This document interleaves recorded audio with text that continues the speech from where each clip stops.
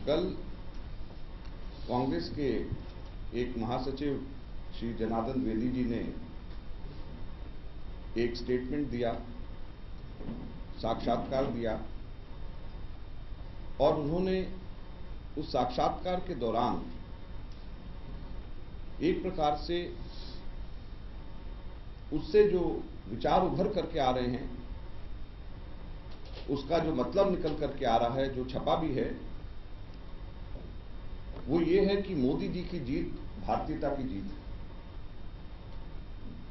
और उस साक्षात्कार के दौरान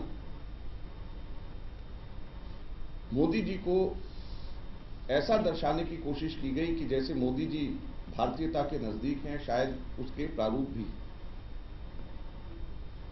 कांग्रेस पार्टी ऐसी सोच और इस प्रकार से नरेंद्र मोदी जी को भारतीयता के साथ में उनकी तुलना करने की घोर और कड़े शब्दों में निंदा करती है। जहां तक अनुशासनात्मक कार्रवाई की बात है, इसका फैसला शीर्ष नेतृत्व बहुत जल्द करेगा। मोदी जी और भारतीय जनता पार्टी लोगों को ये समझाने में सफल हो गए कि वे लोगों के अधिक निकट हैं और एक तरह से भारतीय जनमानस को, मैं आज दूसरी भाषा में उसको कह रहा हूं, उसको वो रिप्रेजेंट करते हैं, उसका प्रतिनिधित्व करते हैं, जिसको कि मैंने भारतीयता शब्द दिया। हम ये नहीं कर पाए, इस अर्थ में हमारी ये हार है। मोटी सी बात ये।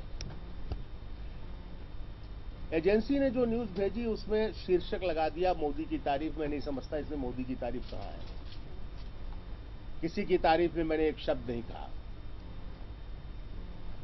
उसके बाद जब मैंने स्पष्टीकरण दिया तो शीर्षक वो चलता रहा, और किसने कहा है कि मोदी भारतीयता के प्रतीक हैं।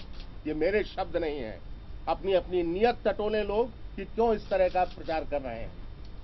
ये बात मैंने कभी नहीं कही।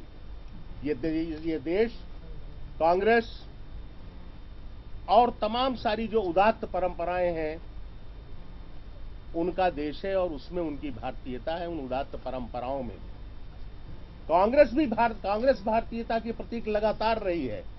कांग्रेस के जनरल सेक्रेटरी जनार्दन द्विवेदी के जरिए वजीर-आजम नरेंद्र मोदी की तारीफ किए जाने के बाद पार्टी के चीफ स्पोक्सपर्सन अजय माकन ने कहा कि कांग्रेस पार्टी उनकी बात से इत्तेफाक नहीं रखती, साथ ही साथ वह इस मामले की मजम्मत भी करती है। कांग्रेस चीफ स्पोक्सपर्सन ने कहा कि मामले में द्विवेदी पर आलाकमान कार्रवाई कर सकता है, लेकिन द्विवेदी ने कहा कि उनकी बात को तोड़ मरोड़ कर पेश किया गया है। अब ऐसे में देखना दिलचस्प होगा कि क्या द्विवेदी पर कांग्रेस आलाकमान फैसला लेता है, क्या उन्हें पार्टी के ओहदे से हटाया जाता है या वो अपने ओहदे पर बने रहेंगे। कैमरा पर्सन सतीश के साथ अंजरुल्लाह, मुंसिफ टीवी, दिल्ली।